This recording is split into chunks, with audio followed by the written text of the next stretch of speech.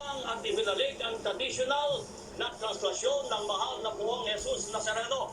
Sa ngayon po ay napanganda ng mga deboto dito sa may Quiapo Church ang nalalapit na pagdating na andas.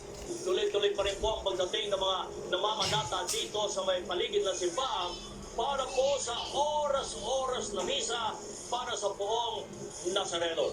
At sa tala po ng Philippine National Police, kaninang hapon lamang, umabot na sa mahigit 122,000 mga deboto ang dumalo sa mga misa.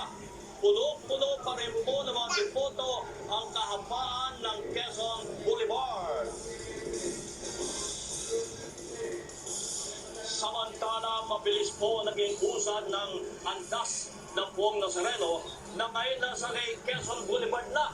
Yan po yung hindi pangkaraniwan sa pagkataon-taon na inaabot tayo ng umaga bago makarating sa simbahan.